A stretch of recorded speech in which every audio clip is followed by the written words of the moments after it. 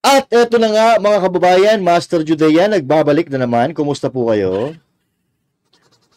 At sa video na ito, ang pag-uusapan natin ay ang topic na pinamagatang sunugan porsyon mga kababayan.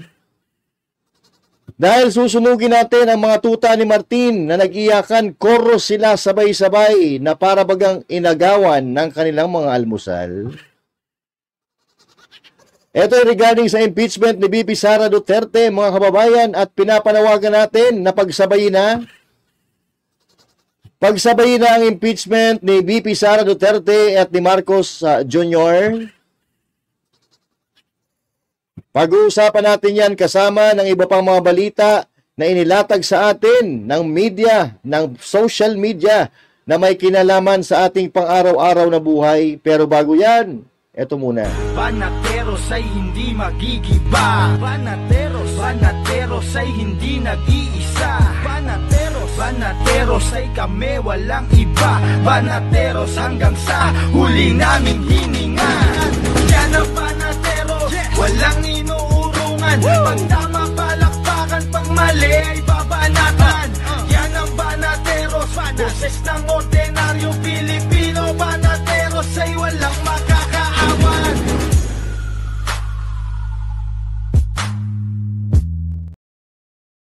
Magandang araw Luzon, Visayas, Mindanao at sa mga kababayan nating OFW, mga immigrant sa iba't ibang panig ng mundo. Magandang araw po sa inyong lahat at syempre Master Judea, ang channel na walang kakwenta-kwenta. Pero ganun pa man, huwag kakalimutan na mag-like, mag-share at mag-subscribe para lahat po tayo ay masaya. Yan ang sinasabi natin no? So, ang pamagat natin ngayong video na ito, sunugan porsyon, pagsabayin na ang impeachment ni VP Sara at ni President Marcos Jr. Bakit kamo? Oo. Siyempre, pagsabayin na natin mga kababayan kasi pagkatapos ng impeachment ni VP Sara Duterte, nakakasiguro ako na ang isusunod nila dito ay si Bongbong Marcos Jr.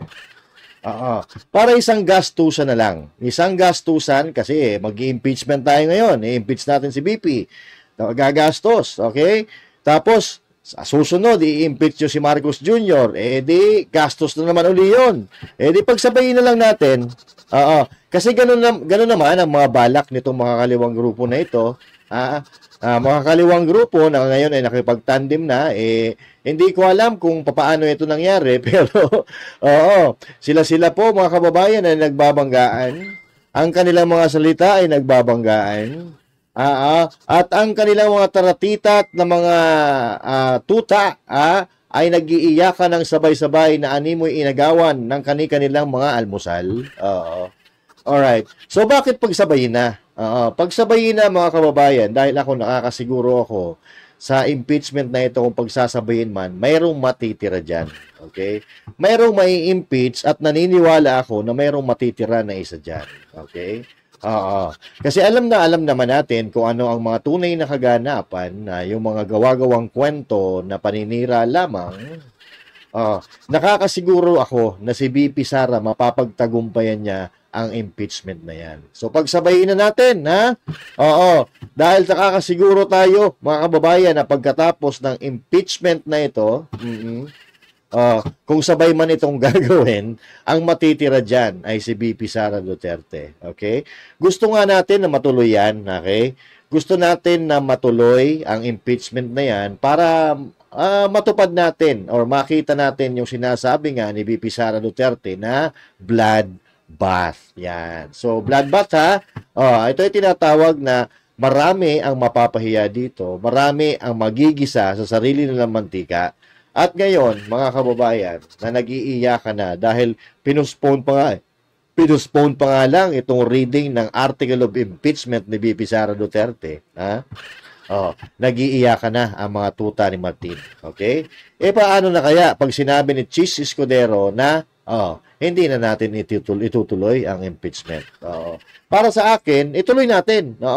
Ituloy natin para magkaalaman kung sino talaga ang may kasalanan at kung sino talaga ang tiba-tiba at nagbubulsa ng confidential funds na yan.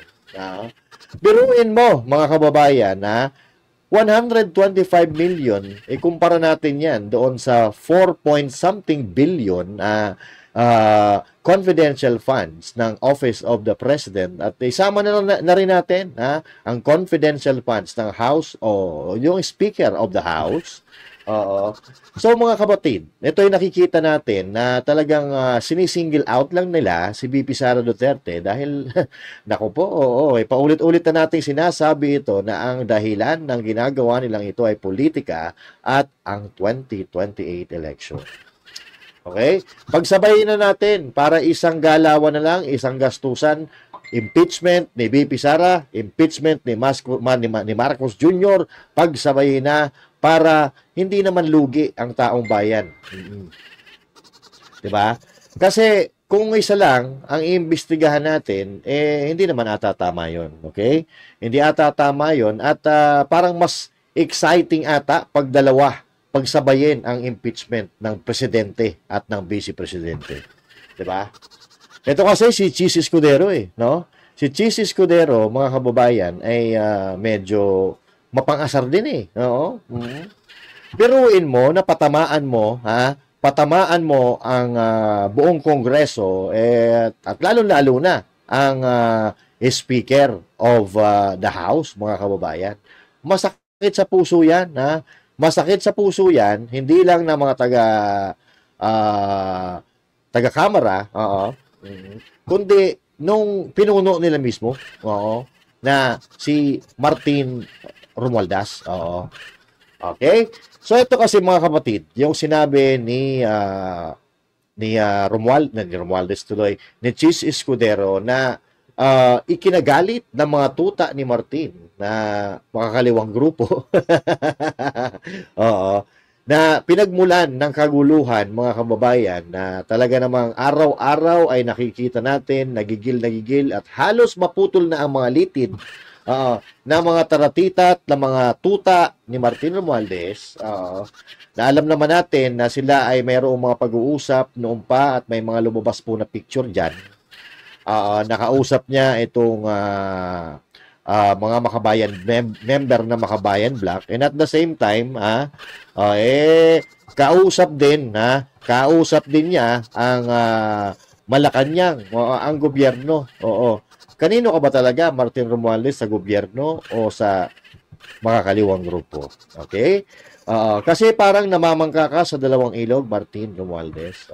Sabi nga ni VP Sara Duterte, wala You are nothing but money and power. Pero wala kang pinanalunan na tawag dito. Wala kang pinanalunan na laban, dahil lagi kang tumatakbo diyan sa Leyte na wala namang kalaban. So hindi ka nanalo. Kasi wala ka namang kalaban 'di ba? So na mga kababayan, susunugin lang po natin itong mga tuta ni Martin na maiingay, tahol ng tahol, na hindi, wala raw kinalaman si Martin sa kanilang mga desisyon. Susunugin natin yan, mga kababayan. Okay? Pero umpisa muna natin kung saan nagsimula ang kaguluhan at ingay ng Makabayan Black na parang mga latang walang laman. Kasama na itong mga kongresista na mga lata, na mga tuta na parang nag-iiyakan, na parang inagawan ng almusal. Oy! Chis Escudero! Take it away, please. Kongresista tila nasasanay na diktahan ang Senado kaugnay sa gusto nilang mangyari sa impeachment. Pwes kung trabaho ng ilang mambabatas na maging sunod-sunuran kay Speaker Romualdez na gusto, klaro, itong impeachment na ito, hindi namin trabaho yan sa Senado. Hindi ko rin trabaho yan bilang tagapangulo ng Senado. Oy, naku po, ano sakit nun. So, ibig sabihin hindi ka susunod kay Martin Romualdez. Naku, delikado yan Baka tomorrow or the other day, mapalitan ka na dyan bilang Senate President, Delikado yan. Kinakalaban mo yung may-ari ng pondo ng Pilipinas, tuloy. Para sa akin, gagampanan namin ang aming tungkulin ayon sa aming paniniwala na tamang proseso na naaayon sa batas. Nung inupuan nila na mahigit 2 buwan itong impeachment complaint. May narinig ba sila sa amin? Nakalagay din sa rules nila, immediately ibibigay ng SecGen yung impeachment complaint sa Speaker. Hindi nila ginawa yun sa loob na mahigit 2 buwan. May narinig ba silang reklamo sa amin? Ayan. So ito na naman mga kababayan ang nagbabadya at simula ng pagkakaltukan at pag-uumpugan ng dalawang bahay sa gobyerno. Walang iba ang lower house at ang upper house. Mababang kapulungan at ang Senado, mga kababayan. So, kung matatandaan natin, sa pamumuno ni Mig Zubiri ay nagsalpukan na rin ang Kamara at ang Senado. Dahil nga, ang gusto ng Kamara ng lower house, mga kababayan, ay sumunod ang Senado doon sa gusto ni Speaker. Ano ka, Diyos? Kaya nga, kinatatakutan mga kababayan itong si Speaker dahil pag kinalaman mo si Speaker, wala kang pondo na galing sa gobyerno.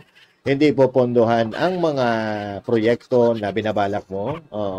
At hindi ka rin makakakuha ng suporta mula sa gobyerno bagkus ikaw ay pag-iinitan at ang masama pa, baka ikaw ay tanggalan ng kapangyarihan. Pero ito maganda itong ginawa ni Chis Escudero at nagpapakita na siya ay may sariling isip, may sariling paninindigan at may sariling desisyon mga kababayan. Kasi alam nyo, sa paulit-ulit naman natin itong isinasabi na politics is a number game. Okay? Pagka marami kang kakampi, mas mataas ang posibilidad na makuha mo yung gusto mo masungkit na posisyon. And now, itong si Chis Escudero, mga kababayan, ay current Senate President, and of course, being a Senate President, you have a power, okay? You have a power, yan po ang pinakamataas na katungkulan dyan sa Senado, Yan ay pangalawa na nga yan sa sumunod na makapangyarihan sa Vice Presidente, di ba? Okay? So now, nakikita ni Chis Escudero, mga kababayan, na medyo tagilid ang administrasyon ni Marcos when it comes to numbers, okay? Kasi diyan kung kilala natin ang mga membro ng Senado ngayon, halos majority diyan ay maka-Duterte, okay? So maka-Duterte halos karamihan diyan, may magkakapatid diyan na maka-Duterte yan. So syempre naglalaro din itong si Chis Escudero. Kasi syempre gusto niya manatili na Senate President at syempre nga malapit na itong 2028 election. I'm sure na lahat ng mga nagiging Senate President, nagiging Speaker of the House ay tatakbo yan sa mas mataas na posisyon kasi there's no way wala na silang patutunguhan kundi umangat ng posisyon, 'di ba? Umangat ng posisyon kasi nakuha na nila nakuha nila yung pinakamataas na posisyon sa Kamara, so magle-level up yan. It's either Vice President or presidential position on the next election. Di ba? So now, lumalaro din itong si Chis Escudero at alam naman natin na mayroong matunog na pangalan na parang nag-aambisyon din na maging Senate President. Di ba? So, kanya-kanyang baitan yan at of course, hindi nila bibigyan ng dahilan, hindi sila gagawa ng dahilan para magalit ang mga kasama nilang senador para makuha nila yung suporta. Yan. Okay? So, yun ang nakikita ko dito mga kababayan. Kaya, go ahead, Chis Escudero. Do what needs to be done. Panindigan mo yung sinasabi mo na tawag dito na may sariling desisyon ang Senado. Ituloy natin. Ulitin natin ang hindi mga kababayan, nang hindi pahintuhin to, okay? Hindi ini-interrupt para malaman natin, okay? Kongresista tila nasasanay na diktahan ang Senado kaugnay sa gusto nilang mangyari sa impeachment. Pwes kung trabaho ng ilang mambabatas na maging sunod-sunuran kay Speaker Romualdez na gusto, klaro, itong impeachment na ito, hindi namin trabaho yan sa Senado. Hindi ko rin trabaho yan bilang tagapangulo ng Senado. Para sa akin, gagampanan namin ang aming tungkulin ayon sa aming paniniwala na tamang proseso na naayon sa batas. Nung inupuan nila na mahigit 2 buwan itong impeachment complaint, may narinig ba sila sa amin? Nakalagay din sa rules nila immediately ibibigay ng SecGen yung impeachment complaint sa Speaker. Hindi nila ginawa yun sa loob ng mahigit 2 buwan. May narinig ba silang reklamo sa amin? Okay. At Kongresista tila nasasanay. dahil dyan, mga kababayan, ito na ang sigaw ng mga taratitat. Ano ba sigaw ng taratitat? Sige. Ano daw, ano daw, ano? Ano daw? Oh.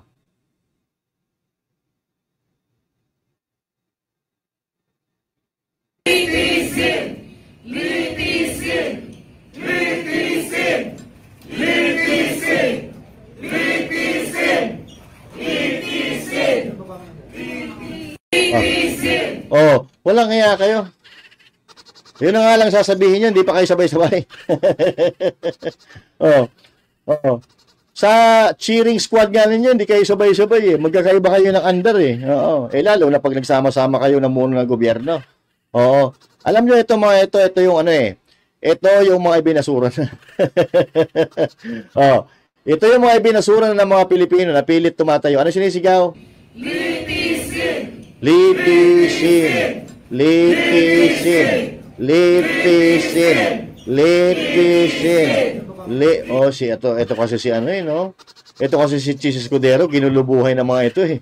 Oo. Ginulo ni Chis Escudero ang buhay ng mga saba, no? Ng mga taratitat na nagki-careless whisper at kumakain ng saba. Oo. But anyway, mga kababayan, ito, wala tayong masyadong ano dito eh. Wala. Ito, hindi naman threat to. Ito mga to, sila dilima. Wala yan. Oo. Gagamitin lang ng mga yan. Oo. Gagamitin lang yan ng mas makapangyarihan. Ha? Na walang iba, kundi yung mga tuta ni Romualdez. Kasi ito, although ito, si Dilima, nanalo ito bilang kongresista sa pamamagitan ng party list niyang lintian. Oo. Na ML. Ano yan? Maglalaro kayo ng ML? Mobile Legend? Naknantokuha naman talaga. Oo eh. Gagawa ka na ng party list, ML pa. Wala ka na bang naisip na iba? Oh. Dapat po pwede namang Saba. Oo, po pwede namang Junel. Oo. Oh, 'di ba? Anak ng Tokwa, bakit PML? Oo. So now, mga kapatid, hindi lang naman 'yan. Ito sila Dilima, hindi naman natin 'to kailangan problemahin. Sila Terlianes, wala 'yan. Oo, hindi natin kailangan problemahin 'yan. Ang mas dapat nating problemahin, ang mas dapat nating problemahin, itong mga, nasa na ba sila? Wait lang, ano muna natin, nasaan na ba sila? Ito. Tanggalin muna natin yan, ha? Wait, nasa na ba sila? Ito. Ito ang dapat nating mga problemahin. Ito, yan. Ang tagal, mahina ang ano natin, internet, ito ang mga dapat nating problemahin ngayon. Sila. Yan. Yan po ay mga bata ni Martin Romualdez, ni Speaker Martin Romualdez. Sino ba to? Si Valeriano. Ito yung isa sa winaswasan ni BP Sara Duterte dyan sa segundo distrito ng Maynila. Okay? At ito ay yung mga pumirma sa impeachment ni BP Sara Duterte. Okay?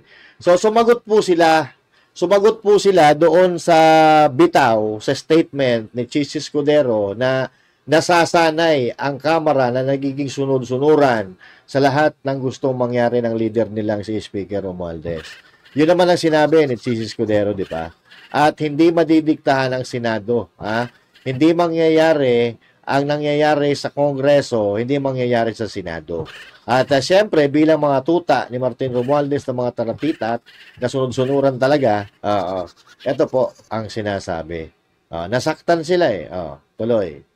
Kasi dito sa sinabi ni Chis Escudero, lumalabas dito na itong mga kongresista na sunod-sunuran kay Martin Romualdez ay mga walang prinsipyo, walang mga dignidad, walang kredibilidad, at ang nais lang nito ay makakuha ng pondo,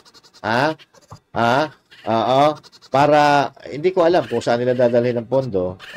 Yun naman ang gustong iparating ni Chis Escudero, di ba? Tuloy natin.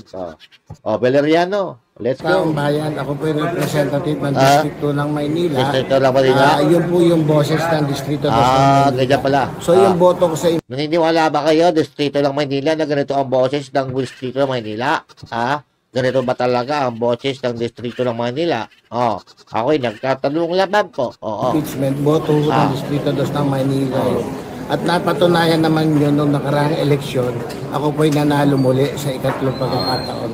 Salamat po. So, Dinidiktahan mo ba kayo ni Speaker? Never po. Ako sa party ko, bihirang-bihira kami magkita ni Speaker. Actually, nakita kami ni Speaker dito lang po sa plenary. Never Talaga? po kami nagkakausap ng personal. Sige. Sino kayo nasaktan po sinabi ni PSP?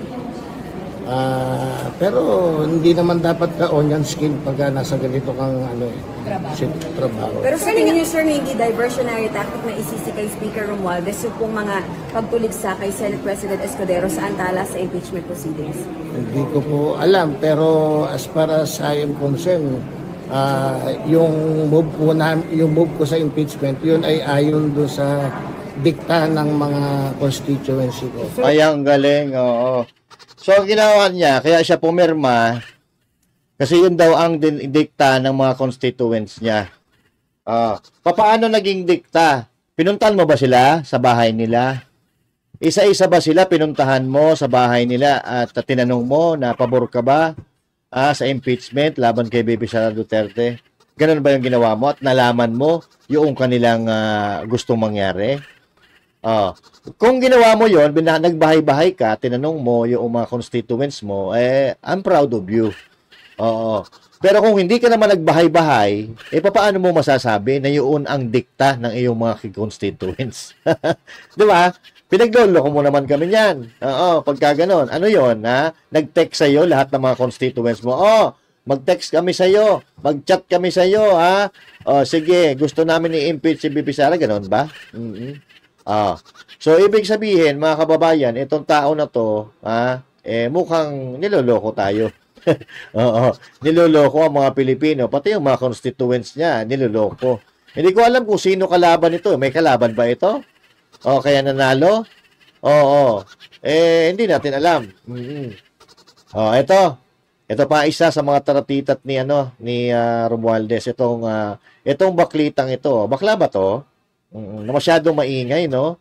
Lahat na lang binubusisi, lahat ng binubusisi niya.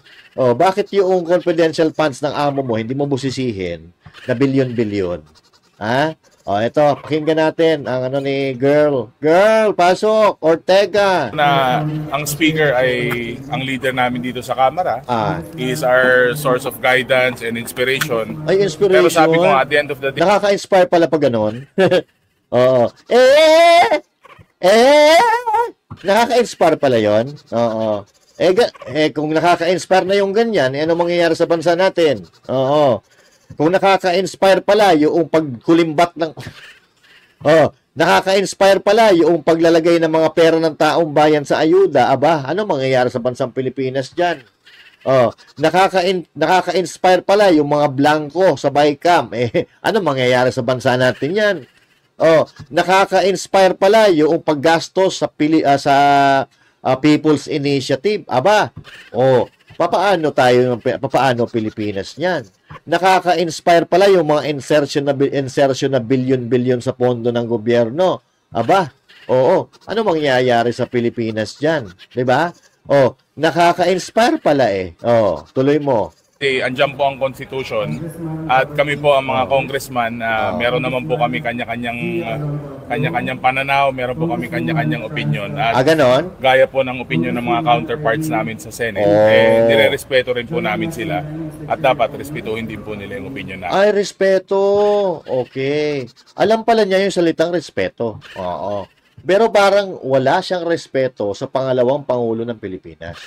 'Di ba? Kasi kung tutuusin, hawak ka niya sa liig Oo. Hawak ka ng Vice Presidente sa liig. Kumbaga, mas mataas ang katungkulan niyan sa iyo. Pero binabastos mo. Nasaan ang respeto? 'Di ba? Respeto. Respetuhin mo mukha mo. Dito sa camera. Walang basbas o walang pagsusisip. Huwag kang magano. modulate ng boses mo, hindi bagay.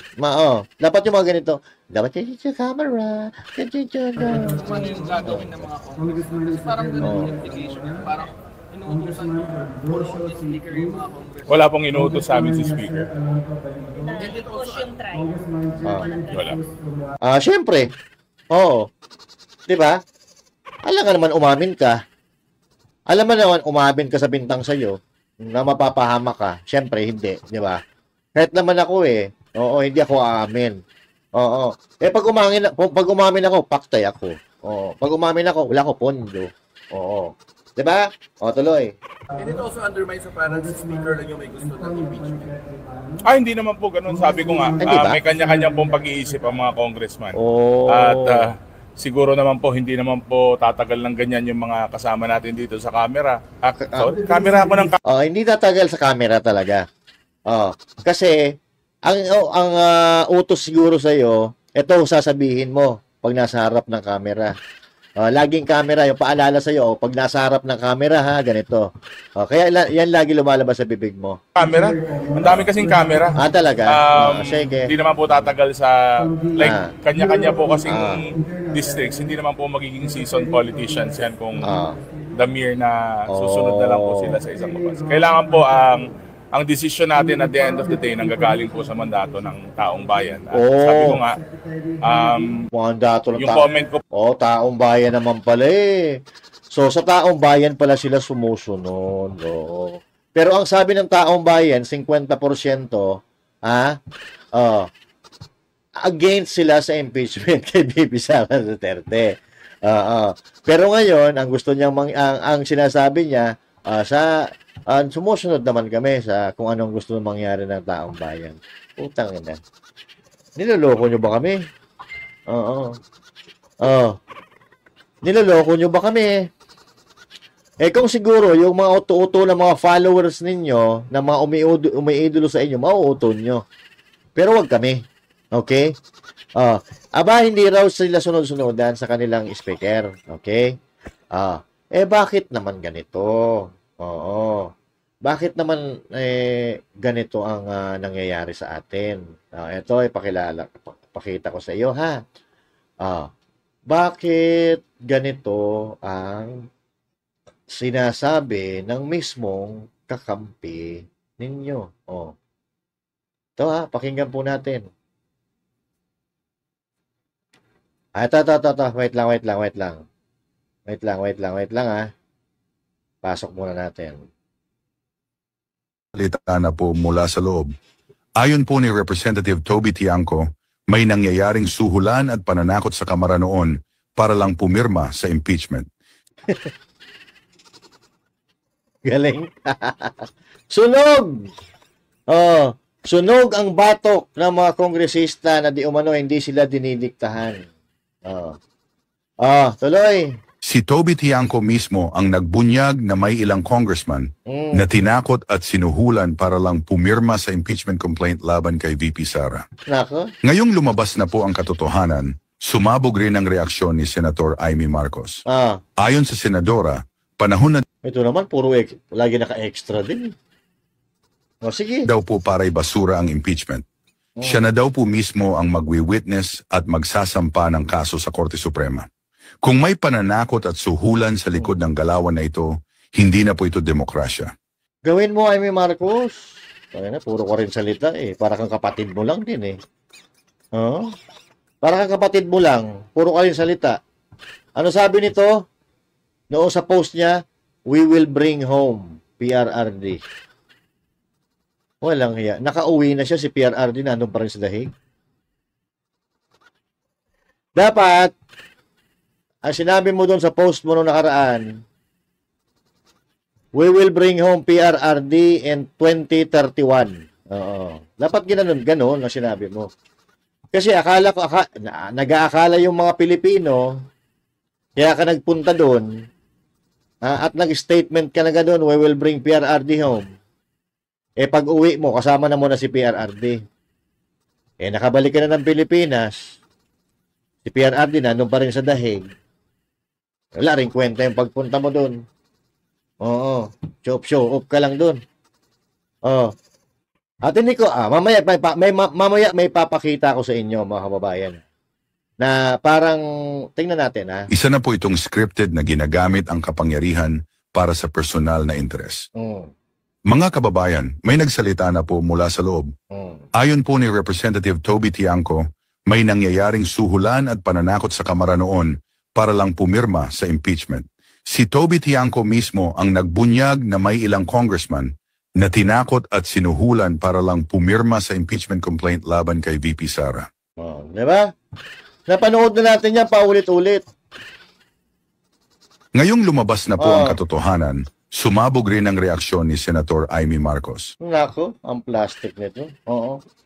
Ano, panoorin nga natin to? Eto, pakinggan nyo, kayo na humusga.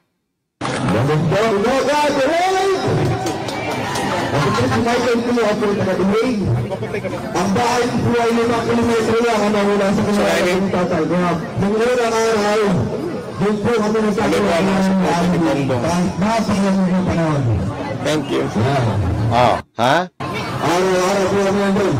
Patay mali siya si Amy, oh. Ito, binigyan siya ng SAS nung lumayo siya doon sa sa maraming tao. Lumayo siya sa maraming tao. Tapos, napunta siya dito sa malapit sa tent. Mayroong mga tao doon na naghihintay sa kanya. Kasi tinawag pa nga siya, Amy. Binigyan siya ng SAS. Tapos ang sabi, kami po yung mga supporter ni Bongbong Marcos. Ito, pakinggan niyo po, Ang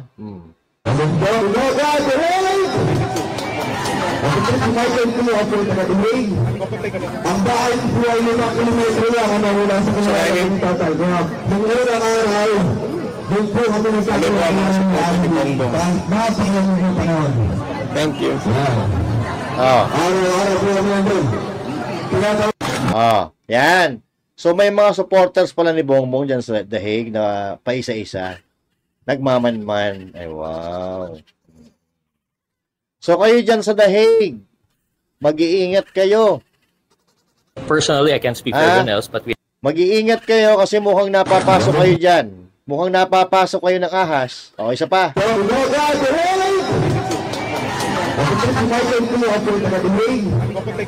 bahay po ay 5 kilometro lang ang nawala sa kanyang tatay. Nung unang araw, doon po kami nagkakaroon ng napakaganda ng panahon. Thank you.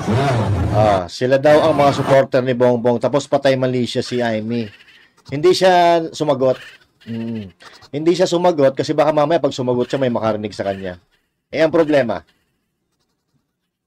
may nakapitik ng video. Di ba?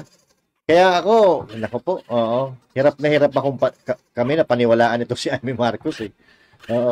Siguro gagawa muna siya ng milagro bago ka maniwala sa kanya eh. Malabo yan. Ang plastic nito eh. Pero balik na tayo doon sa sinabi ni Toby Tiangco.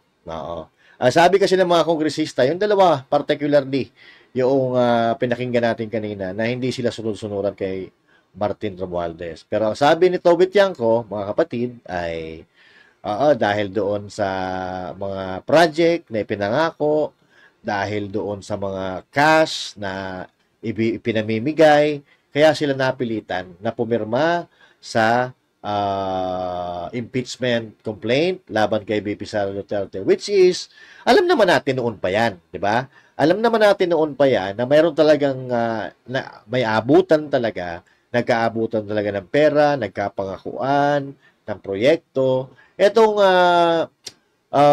sinabi itong paglalantad ni Toby Tiangco, mga kababayan, this just confirms kung ano yung alam natin. So, kumpirmado talaga na merong pilitan, may takutan, at may bayaran nangyari, and even VP Sara Duterte knew it. Okay? Alam ni VP Sara Duterte kung ano talaga yung nangyari, at hindi siya magsasalita ng ganyan kung walang nakakarating na impormasyon sa kanya. So, tandaan po natin na maraming nagmamahal na uniform personnel sa mga Duterte dahil sila naman talaga ang kakampi ng mga uniform personnel, lalo-lalo na sa pagsugpo ng mga terorista, mga komunista sa ating bansa.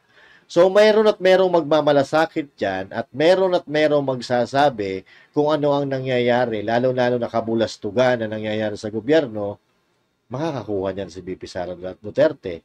Kahit meron siyang intel, mayroon at mayroon magmamalasakit sa kanila. Kasi mahal na mahal ng taong bayan, lalo na ng uniform personnel, ang mga Duterte, lalo na si President Duterte. At nakita naman natin, yung resulta ng absentee voting. Kung saan ang sinunod nila ay yung panawagan ni Pangulong Duterte na iboto ang kanyang mga kandidato at yun nga ang lumabas at nanalo ng una doon sa absentee voting. Pero maliban dyan, mga kababayan, no? Okay, itong mga sinasabi nitong Ortega at ni Valeriano na wala silang alam, ay naku, natural, hindi naman kayo aamin malilintikan kayo pag umamin kayo. At even VP Sara knew that there is some things going on regarding the impeachment kung bakit sila pumirma. Ito po yun. Recently, VP, sabi ni Alyansa Campaign Manager and Navotas Representative Toby Chanco na dahil umano sa conditional release ng mga proyekto na ipinasang budget, kaya sila nakapirma doon sa impeachment mo sa Congress. Any statement? Speechless. Well, kasi iba yung narinig ko. Ang narinig ko kasi 1.5 million cash and 6 million akap ang bayad sa pirma sa impeachment. So, baka iba pa yung sinabi niya, recent lang sa interview sa One News. Baka iba pa yung conditional release, no? So, in addition pa yung doon sa mga natanggap, mga nagpirma.